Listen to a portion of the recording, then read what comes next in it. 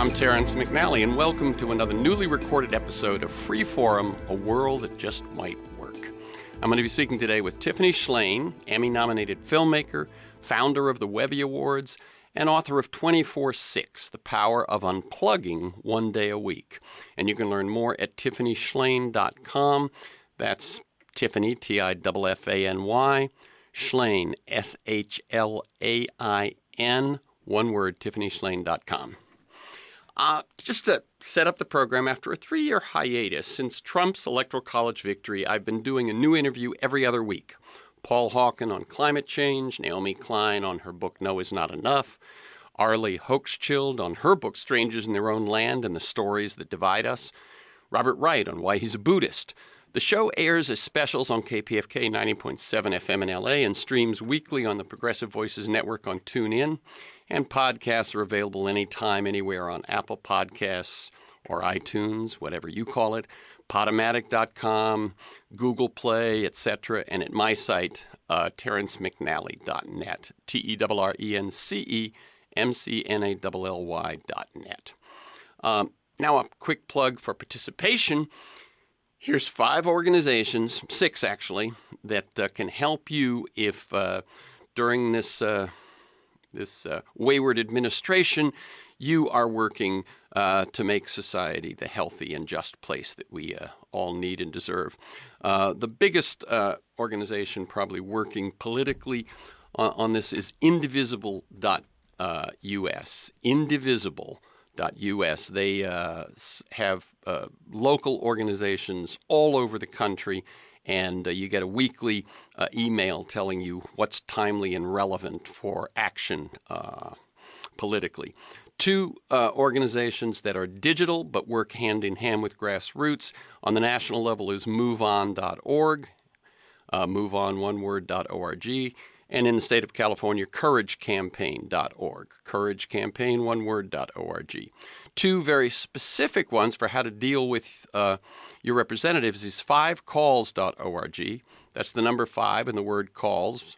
And that tells you what are the most timely, relevant calls you might make to your representatives about legislation, etc. And then Town Hall Project, one word, townhallproject.com. And that one tells you when your representatives are going to be in the local area holding public meetings where you can meet them face to face. And then because climate change is such a big issue, and because there is a general strike planned for late September, 350.org, 350.org, global organizing in our confrontation with climate change. Now to today's guest. Tiffany Shlain writes, quote, "We're living in the results of everyone being distracted, available 24/7, and the problem that this has created for our society, our children, our communities, our democracy, and ourselves are only growing." Well, you get no argument here.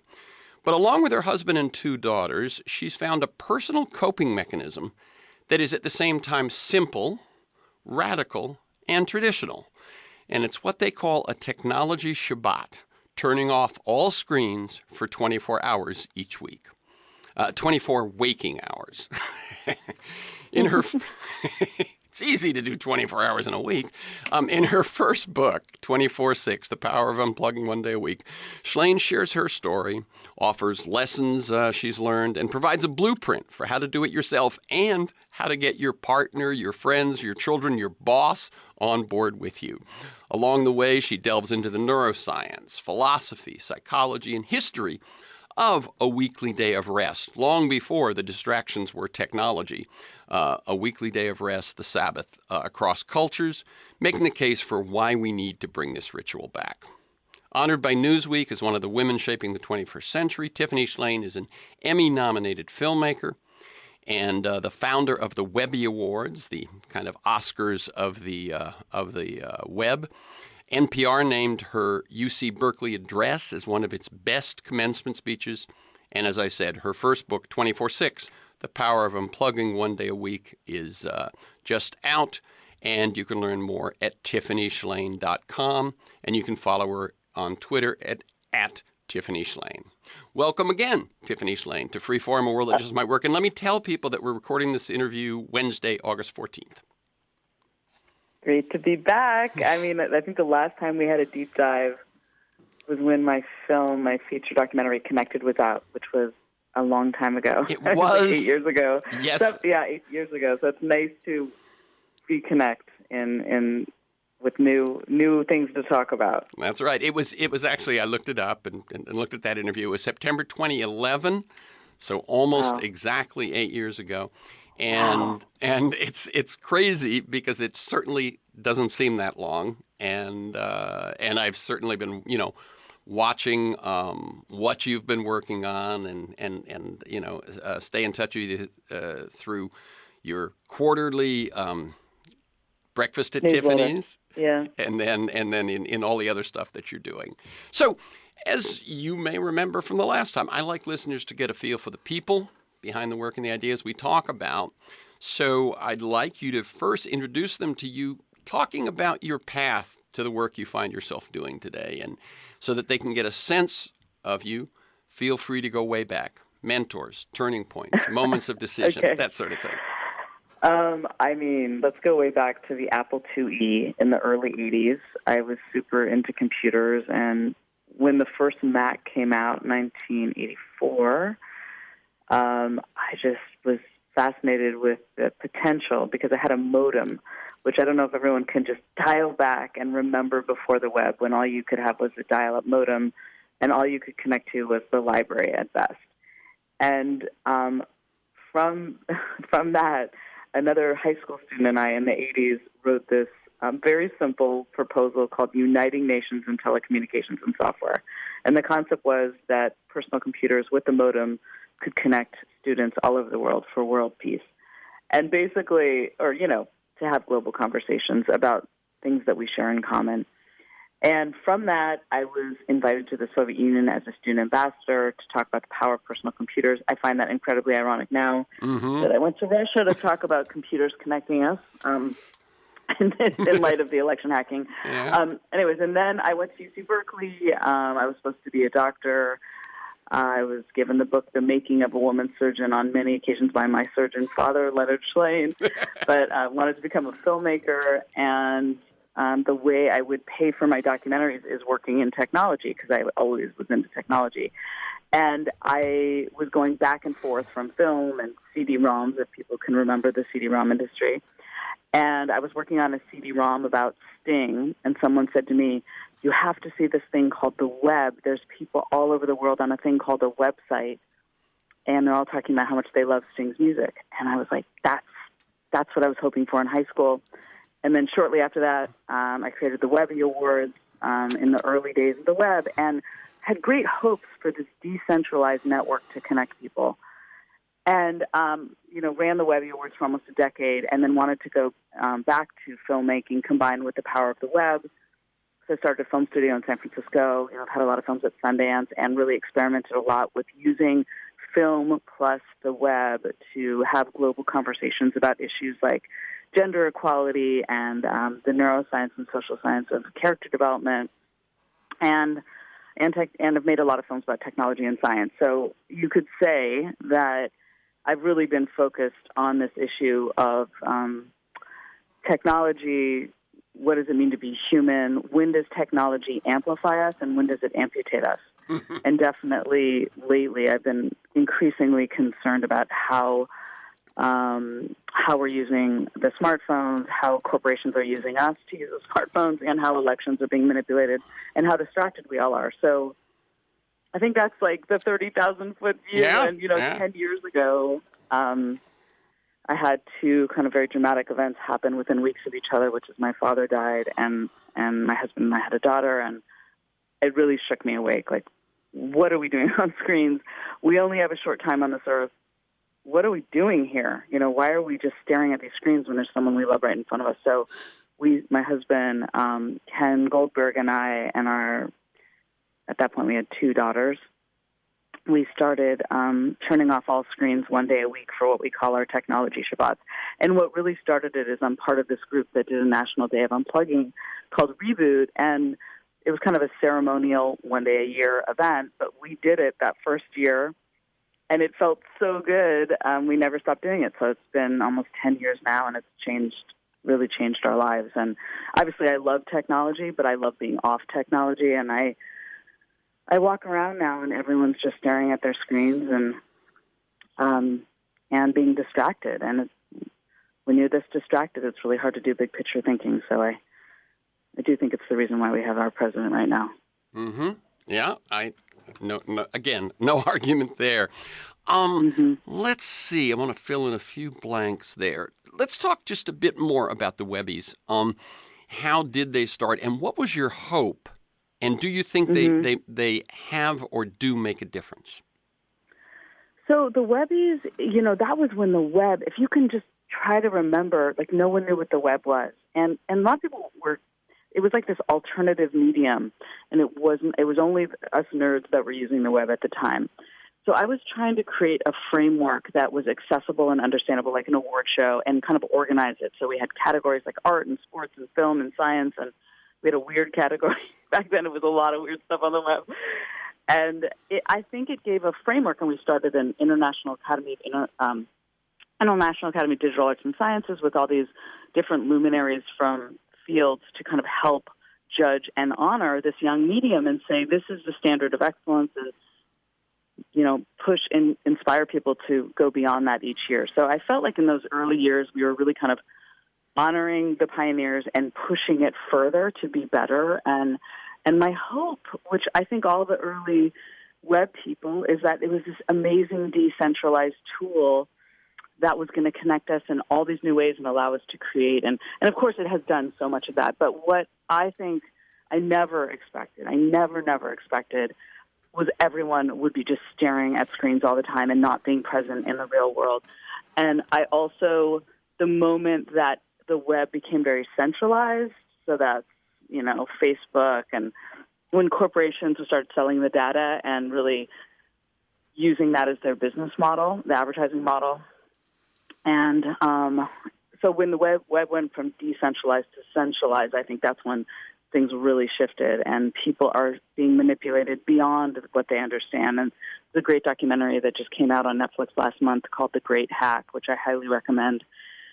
And it really shows how, with the Cambridge Analytica scandal, how manipulated our election was and how much our data sets are in the black market being sold. And it really shows all these elections around the world and how they're being affected. So there's both on a personal level, I think we're distracted and on the screens too much.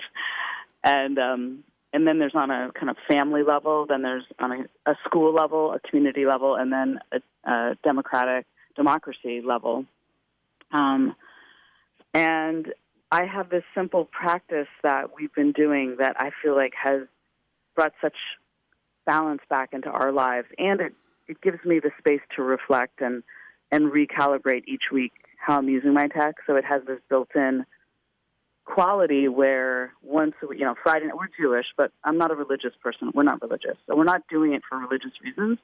And to be honest, I kind of only thought, I didn't grow up doing Shabbat. My husband did, but I really felt like doing a full day of Shabbat, which is what the traditional Orthodox Jews or really observant Jews, a whole day of no work. And they read Torah and they rest. And in my mind, because I wasn't going to do that, it didn't feel available to me. Mm-hmm. But I think at the heart of what the Sabbath and Shabbat are about is about being present and doing a whole day something different. And so we do kick it off with a Friday night Shabbat meal with family and friends, and all the screens go off at that point, and then they're off for 24 hours. And it is like our favorite day of the week, and it's amazing. I mean, I do such different kinds of thinking on that day, and I think it's a different kind of thinking that we've really lost, where, so often now when I read anything I read in the book prompts me to think of something I want to go on the smartphone for, and then I'm down the rabbit hole and I'm off to the races. I'm never back.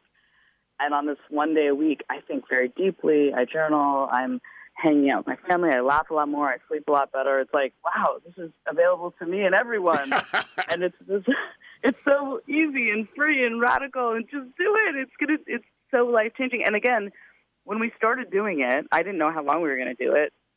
And I didn't imagine how crazy everyone would continue to get with the screen. So it felt like these two lines, like the longer we've done it, the more profound it's become. And the longer we've done it, the more everyone's got their head down everywhere. Yeah, no, when I interviewed you in September 2011 on Connected, you were already doing it. Right. So that's why and it's if so one, interesting. So that's when we had started doing it way back then. yeah, in other words, if people even remembered how different the problem looked 10 years ago. Totally. The Yes. whole thing of, I was going to say that when the first line when I interviewed 10 years ago was, is the internet and our 24/7 culture, notice 24/7 was in the first line, now 24/6 is in the first line, but in our 24/7 culture of connection to and through screens, our doom or our deliverance, set it up, doom or deliverance. That's a great opening line. and if one looks at the 10 years in between, I think that doom or deliverance question has really been amplified hugely. Hugely. Yeah. Well, I think that, and I think that's important is that, listen, technology is an extension of us. That's the Marshall McLuhan, philosophy. It is us. It is an extension of us, and we are good, bad, and everything in between. But I think people don't feel empowered because they're not thinking of it that way. They think it's this, oh, I'm addicted to this thing. But people should feel agency and empowered that they can rise up and control how they use it, or else it's going to be using you. Yeah. And that's the way, I think that's what we've gotten to, is people are being manipulated and addicted. I mean, it's like 1,000 engineers focused on addicting you. How can you compete with that? But well, you can, I believe in humans. I know. Humans I know. And it's what when I think you found it as a refuge years ago, you found it this experience that was meaningful and tweaked the way you approached everything, and yet the there's a book out now. What's being referred now is surveillance capitalism. Oh, it's so good. I'm in the middle of it. Oh, okay. There you go. It's amazing. It's a thick book. I think it's like 600 pages. I think the way it feels. It's so good, though. She's brilliant, and it's all about what we're talking about. Yeah. Right. And I interviewed T-Bone Burnett recently Great. about his keynote at the South by Southwest. And his keynote, if you weren't there and you haven't seen it, I didn't hear it. Okay, it's worth looking up because both the transcript and the audio is online, and it's really, really powerful. And it's about this problem about surveillance capitalism, which is where I first heard of the book. But what I'm saying is that when you first began doing the Shabbat, no one had figured out yet that business model, I don't think. And so right. it was kind of when you were saying, we need to have agency, we need to be able to know it's ours to turn off and on and use that was more, in a way, more true then. It's still true, but now, as you say, the some of the smartest young minds in the world are working to addict you. Right. and to sell your information and so on. Let me just read a couple of quotes from T-Bone's. I can't wait to listen to his keynote. Yeah, okay. Yeah. It is clear that what was begun as a mission, and this sounds so like our conversation 8 years ago. It is clear that what was begun as a mission to connect and unite mankind has mutated into a pernicious distortion machine that has disconnected mankind and put us at each other's throats, and in doing so has destroyed and is destroying institutions and knowledge that have taken centuries to develop. We've entrusted them with our most intimate data, and they are not worthy of that trust. They have betrayed our trust by engineering their platforms to be addictive and by making enormous fortunes surreptitiously selling those data that we have unknowingly handed over to them for free. And he goes on then to say that Facebook is worth somewhere around $475 billion, Google around $785 billion, so about $1.25 trillion, and their product, besides all of their technological genius, is our data. Us. Product is us. Yes. So we're not Pollyanna here. But well, and I'm also not completely. And I mean, I have a whole chapter in the book on social media because, right, if you just listen to what T-Bone just said, you wouldn't be on anything, right? Why would you be on anything? But here's the rub, is that there's so many of these tools that are also ways to disseminate those ideas. Exactly. From surveillance capitalism, and if you have a book or if you have a film, or so it has connected. It has connected, over half the world, and that's real. So how do we wrestle with this issue and say what is making humanity better, what's making it worse, and what do we need to do about it? And in the book, I do big picture on how profound the day of rest when it was first introduced thousands of years ago. I kind of go into the labor movement, time on and time off, and how we are now on 24/7 and what are the implications of that. But towards the end of the book, I go into what I think needs to happen. And also, I'm making my film studio, we do this global day called Character Day, which looks at one's character development, the neuroscience and social science of developing who you are. And this year, the whole focus is going to be your character and screen use. When does being on screens enhance who you are, and when does it diminish it, and when should you turn them off? Because through all the research, so many character strengths, empathy and creativity and curiosity, all these things get turned on when you turn off that screen. And I think we've felt like we're living completely on the screen now, and we've forgotten how much comes from daydreaming and how much comes from like deep thinking and not having so much input at every second and processing what's already in your mind.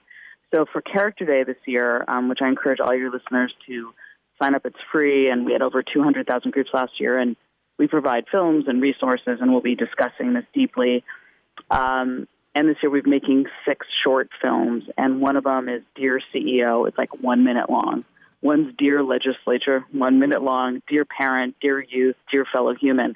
And they're all addressing everything we just talked about in these very directed ways of what's the problem, what's something you can do. Because it's real. And I think like when people find out about the book, it's almost like, obviously I think it is top of mind. I'm on the screens too much. My kids are on the screen. My partner's on the screens too much. I think everyone's thinking about it, and everyone's worried about our country, or everyone in my world and probably your world. But, okay, what do? We created this tool. We had great hopes for it. There's so many beautiful parts to it. And how do we rise up and say yes? And there are so many parts that are not healthy, that are a detriment to our society, to our relationships. And what are we going to do? There's a multi-pronged approach of what we need to do, but one that everyone can do this week, and you'll already start feeling better, and you'll already get more big-picture thinking time, is to turning off the screens for a full day. I mean, I know a lot of people say, I did it on my vacation. It felt so great, or now I'm doing it before I go to bed. Great. Those are all great, but I promise that building in a ritual of one day every week will feel... I can't even describe to you how much it brings clarity on what's important, on the little things, and also on the big things, and more clarity on, I think, what we need to do. Because we don't have the space to. We're bombarded with stressful headlines and tweets and notifications, and it's like designed to keep you just like buzzing around where you can't have a complete thought. Yeah. It's interesting. You made the point that technology is extensions. We tend to talk about technology as separate from us. And McLuhan, as you point out, said technology offers extensions of us and our abilities.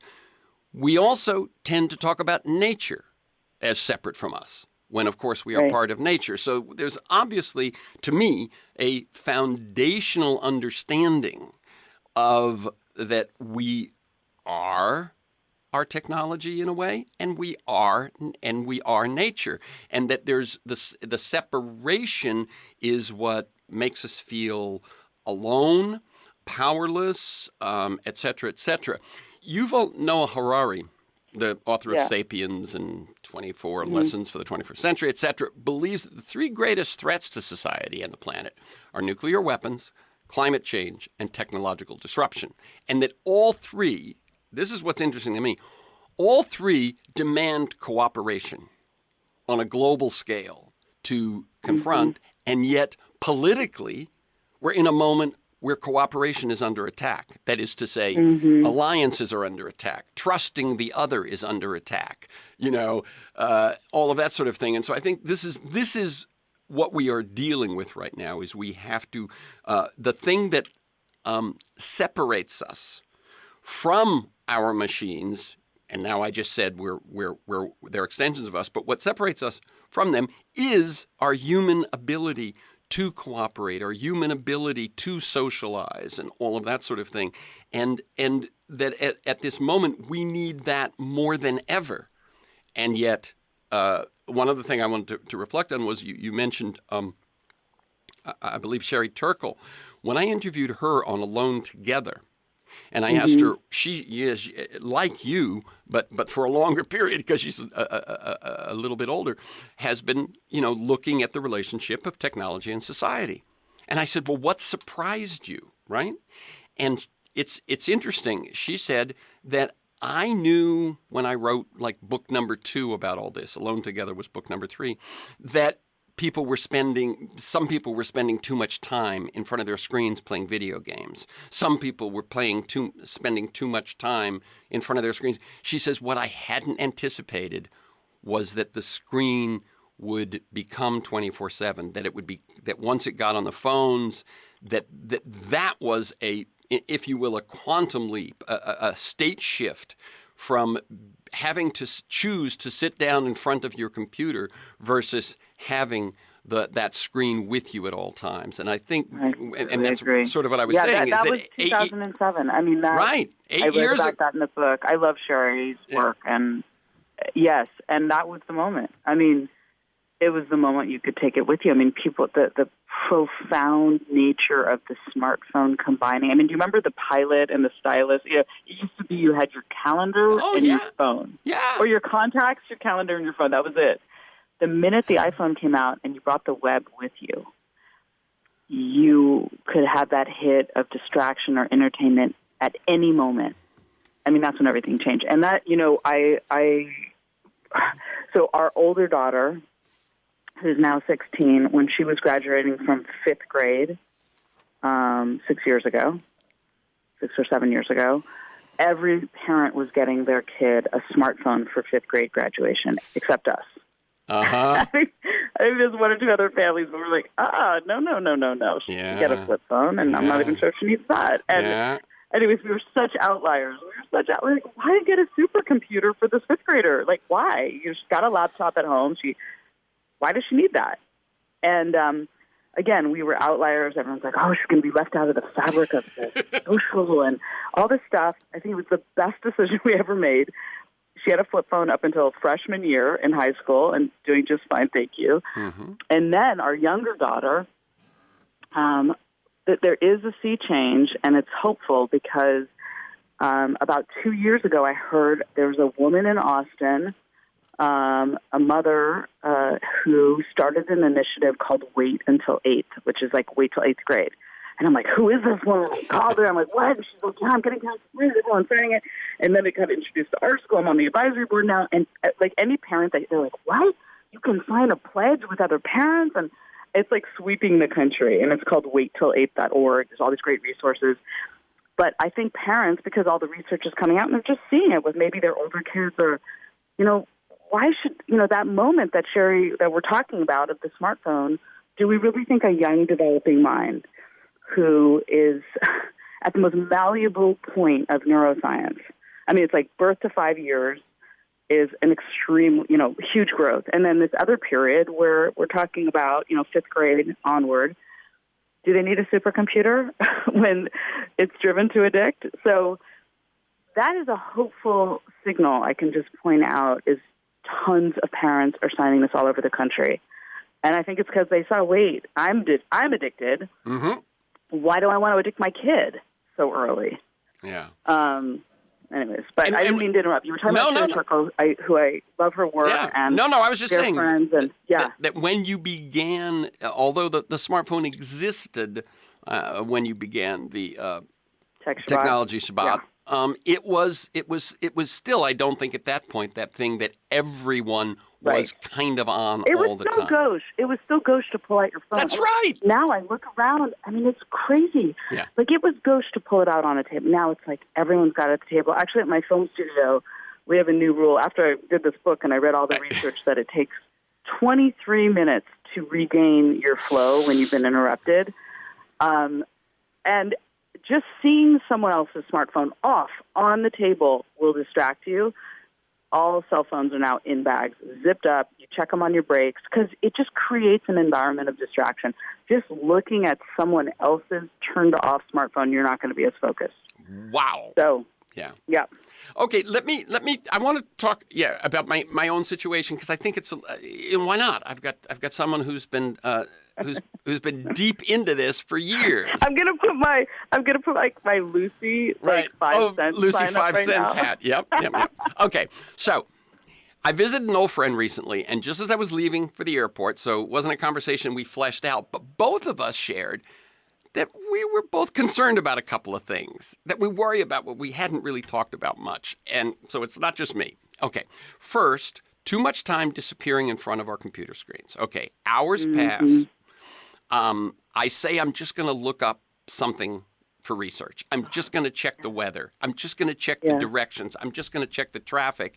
And then I get caught and I lose track of time. Now, the other one that's related is that I don't hold down a full-time job, and I'm not bringing up kids right now, okay?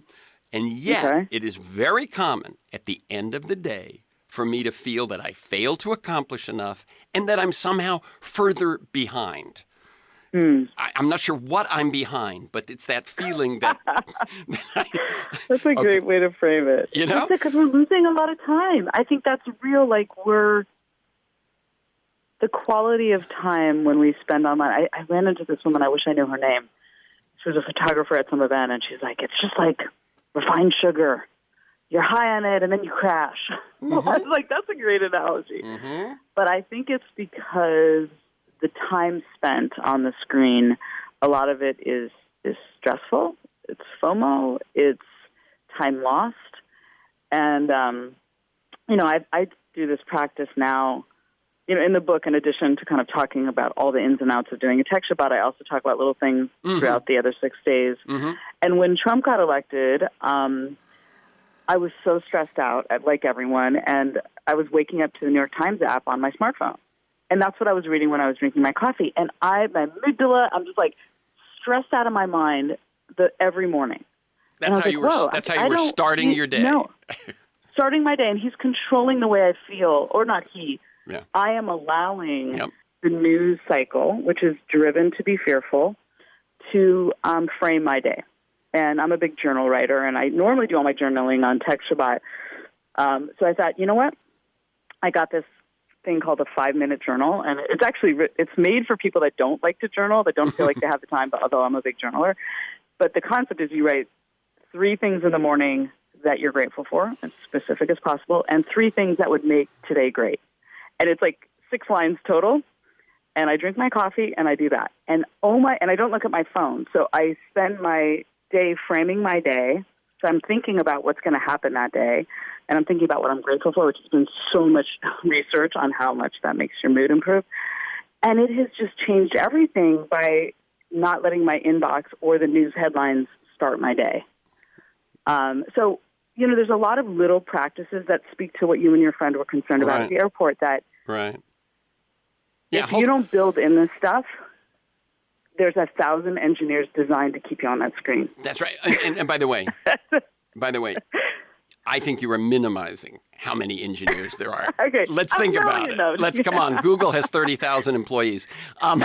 There are, as I said before, the best minds of a younger generation are actually, they are working to. And what's interesting is, I know you've done research over the last few years into positive psychology and so on, but all of what we've learned about brain science, what we've learned about dopamine, what we've learned about the reward cycles in the brain and so on, the people when in the late 20th century, when people bemoaned television and advertising and how Right. we'd become a consumer society because we were manipulated, that was nothing compared to what's going on now, because now we have the same motivation, if you will, we advertising and so on, but armed with a much more understanding of how the brain works, and then the technology to tap into it at an unconscious level. I mean, I can remember when subliminal advertising, right, was that was a scary I'm so glad you brought threat. that up. That was such a scary threat. Well, this is all subliminal advertising. This is all triggering responses at a level that you cannot even detect. Let me tell people, this is Freeform, a world that just might work. I'm Terrence McNally. I'm speaking with Tiffany Shlain, Emmy-nominated filmmaker, founder of the Webby Awards, author of 24/6, The Power of Unplugging One Day a Week, and you learn more at TiffanyShlain.com. That's Tiffany, just the way it sounds, and then Shlain, Shlain. I wanted to say one other thing about my own situation, which is kind of strange, which is that I have never yet become a heavy user of social media. I use it, but not heavy. I might look at Facebook every 2 or 3 days. Twitter, maybe every couple of days.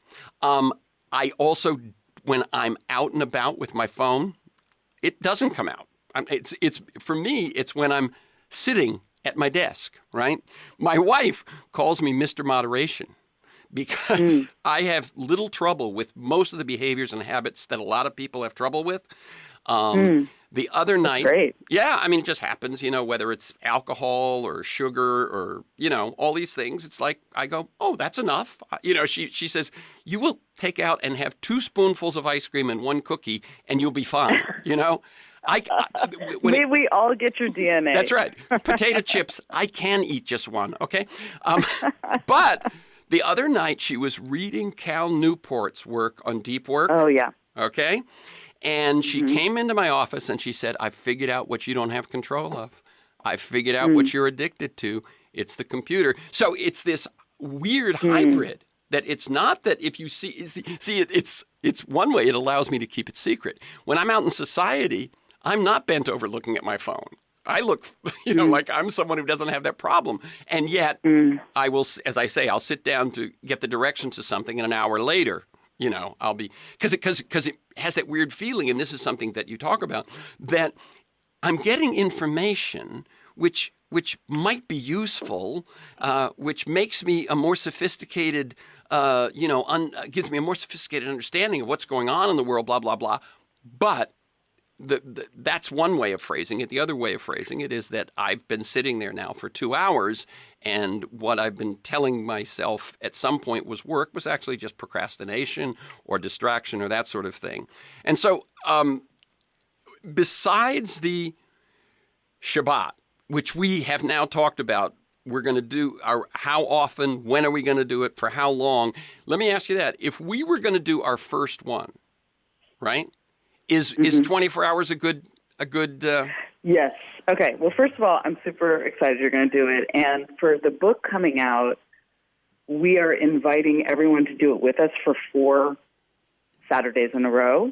And it's so much more fun to do things with other people, Sure. as always. So the book comes out on September 24th, and then Character Day this year is the 27th. And basically, we're inviting people to try, that's a Friday, on that night, to unplug with us, with your family, with your partner, with your friends, and do it for a full day and do it for 4 weeks in a row. And I'm going to check in with people. How did it go? What do you need to adjust? We're going to have check-ins in the middle of the week. And because it's all about building the habit of it. Mm-hmm. And that's a key part that we're trying to communicate, or that I'm trying to communicate with the book. And so we're going to do it en masse. So I invite you and your wife you can go to characterday.org, and it walks you through how to sign up, and then we'll have all these cool resources and things to do on your tech Shabbat, how to plan it, what to tell your friends, what to tell your family, get a landline, Yeah. And then the book really goes a deep dive on all the things that can come up and how to prepare and how to make it the best day. I mean, it's our favorite day of the week. We're not giving up something. It literally is our favorite day because we're doing all the things that you don't really do anymore because you could be on your phone. Or you do it in a focused way that feels really different.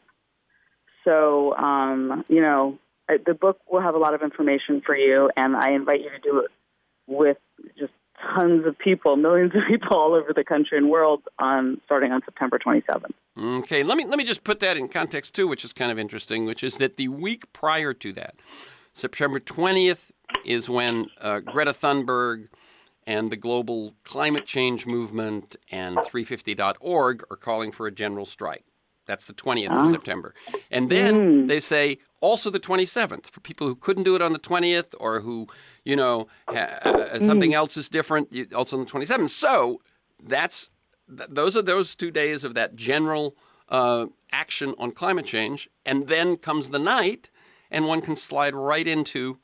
So what it also means is that your character day is sort of the end of this week of the climate change general strike. I love that. So that I'm so should glad be. you told me that. I didn't know that day So was now you happening can. then. But it's beautiful because, one of the things that's really great to do on a Tech Shabbat is what are things you want to think about or focus on? There's so many ways we don't have time or the space to really go into it, and having this space to think about the environment. I mean, that we are always out in nature on Tech Shabbat or in the garden or swimming or. It's such a day filled with nature that doesn't involve screens, which is so great. Take a walk without your phone. That feels miraculous. No one can get to you. But I like kind of merging these thinking. You're right. You made that beautiful point is we think of tech as separate from ourselves and we think of nature as separate from ourselves, and they're not. It's all one thing. And we should feel the agency that we can do something about it with our tech use, with the way we're treating the environment. We are incredible human beings if we live up to our potential and take the time and thinking about what we need to do instead of reacting every second. So I love that that's around the same time. So I'm just saying this all fits together very, very well. So again, if people want to join you in this kind of beginning their practice as you're renewing yours, characterday.org. Yeah, and it's the fall is always. I mean, if you have kids, you're in the back to school, which always feels like a fresh start. And I'm Jewish, so it's like high holidays. What do you want to do differently this coming year? And I think the fall is a wonderful time to kind of rethink. What are the things you're doing that feel good, and what do you want to change? And certainly, building in a practice that makes you feel better is a good way to start with this Tech Shabbat. And again, it's so simple to do. And I think there's a lot of fear, like, oh my gosh, how are people going to get in touch with me? It's such a liberating feeling when you realize that you don't need permission to tell everyone in your life, I'm going to take 24 hours completely off just to recharge. I'm going to feel better. You tell your boss, I'm going to be so much better this coming week. I need to not be available for one day this weekend. And these are all kind of things I go into detail in the book on how to bring this for real into your life. And I mean, one thing that as I was preparing for this that just kept coming up for me was how new this phenomenon is. I mean, I've referred to it a couple of times, but that we would go, well, how can I do that? How can I be off screens? I know. Remember the first 30 or 40, or depending how old you are, 50 years of your life. Depending. You survived. People. It's so funny when parents will say, well, I have 2 kids in soccer. I mean, what do I do? And I'm like, you know what you do? Friday afternoon, you print out the schedule. And you tell the team you're going to be there, or if you have lots of plans on Saturday. But I really try to not make a lot of plans on Saturday if I can, right? Because it's not about, Friday night is have people over for dinner. It's a beautiful ritual to do that around the table, eye contact. But then, if you do have plans on Saturday, although it's nice to just be more quiet that day, just make a plan and then just do it. You're not you'll stick to your plan more than if you have the phone on late. I all these texts. I'm parking. Who cares? Just show up. So Right. people Right. don't need a blow-by-blow on your every Right, thought and moment. and if you're one of those people that has become reliant on Waze or Siri or whoever to get you where you're going and avoid every accident, you're gonna have to maybe leave 5 minutes earlier. Yeah, If you don't have to, yeah. just like you We used all to. existed. We all existed without the smartphone. It's actually kind of fun. I mean, we love it for our kids. We'll have a question and we're like, I guess we're just going to have to wonder. Can't look it up. And then we'll Right. walk into our library. Which book is going to be able to answer this question? And it's so fun. It's like, this is how you do it. This is how Yeah. we used to do it. Yeah. And it's good to remember how to do that, too. Right. And then one thing that you share, which I think is comforting probably to people, is that come Saturday morning, not Saturday morning, Sunday morning. Saturday night. Come Saturday night. Yeah, right. Since you do it as the old Jewish Shabbat, which is sundown Friday to sundown Saturday. So Saturday night, you're excited. We're psyched to go back online. I mean, it has this dual effect every week, where every week I'm excited to go out. I rush towards it. I'm so excited to just not be available to the whole world. And then Saturday night, I'm excited to reconnect and see what's happened and write to a friend. And so you reappreciate this amazing tool called the internet and this amazing device that can do anything. So it has a dual effect, and I think they're both very important for us to kind of figure out this moment we're in, which is, when is it good? When is it not? When is it good to do it on screen? When is it better to do it in person? Mm-hmm. When is it better to have that screen off? Mm-hmm. Mm-hmm. Yeah, I mean, what it does is, although, as we said, there are people working as hard as they can to make it so you don't do that, to make it so that the inevitability of the automaticity of it is what there is. Like, you are a fish in water, and what it is all this is you can still take a step back. You can still take a breath. You can still take control of these things. Let me ask you a big question, and we'll see. We've got about 10 minutes left. We'll see whether this takes us through the end or not. Tiffany Shlain, you're standing in the future, 10 or 15 or 25 years from now. So we're talking, say it's 2020, so 2040, 2045.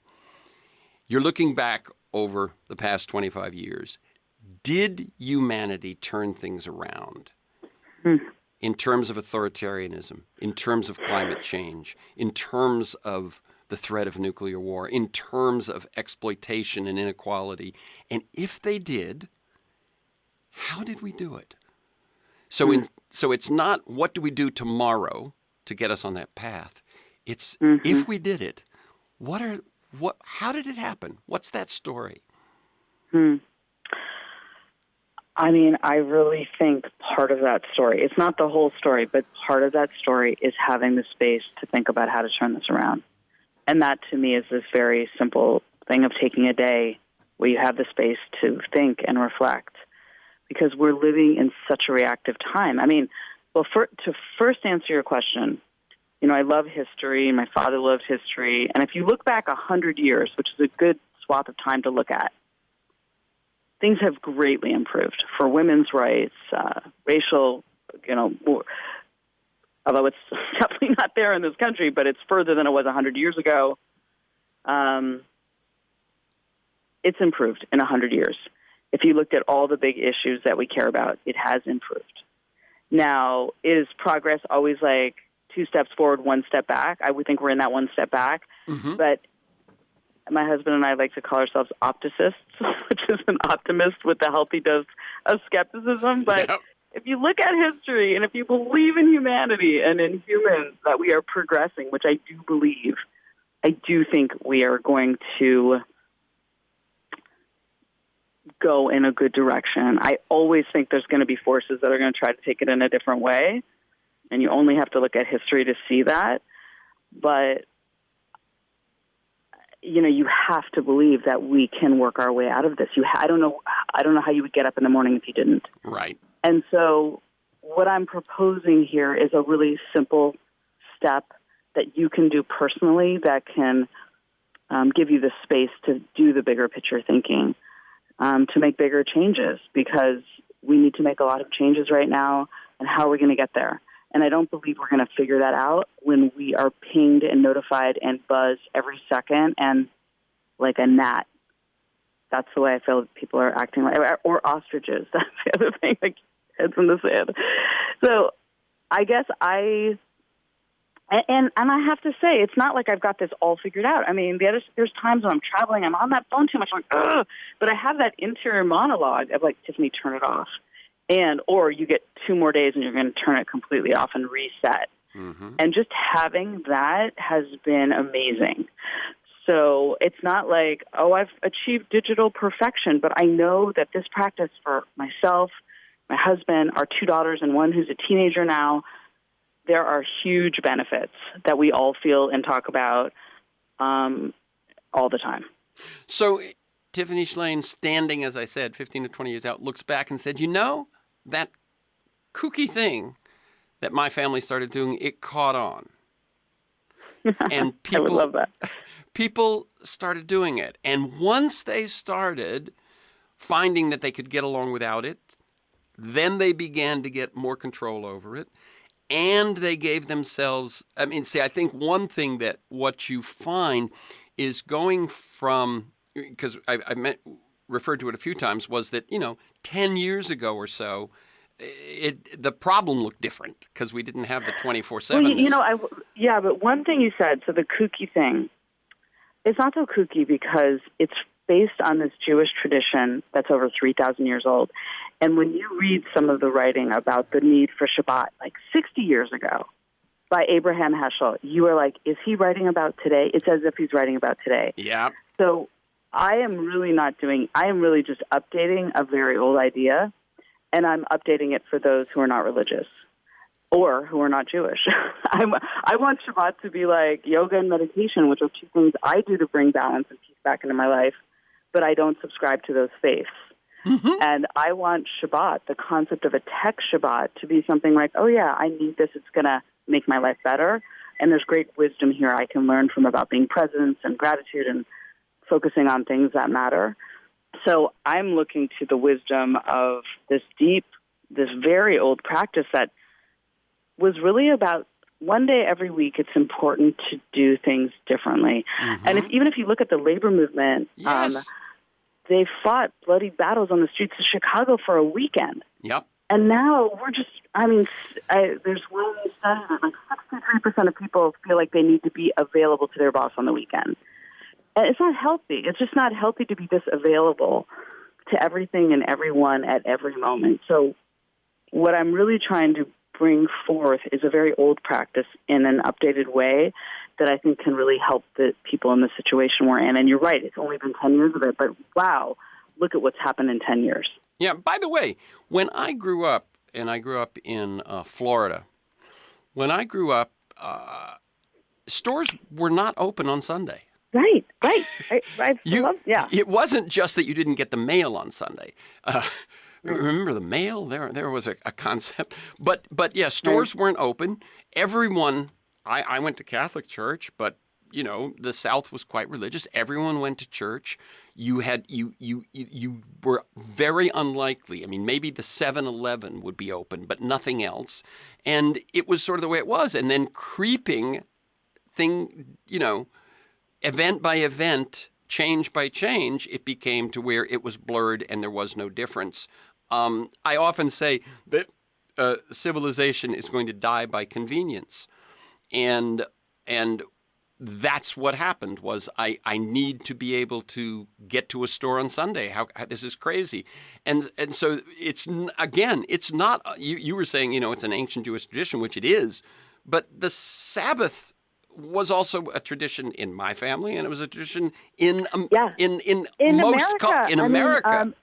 America was this writer Judith Shulevitz proposed that the Puritans came to America because they wanted to observe a more pure Sabbath. Yeah. There you go. So it was a big part of our country, and then it's almost disappeared from almost every different culture. I mean, everyone has some version of days of rest or time of rest, from the Native Americans, Buddhist, Muslim, Christian, Jewish, but what you'll really find is hardly anyone does it anymore.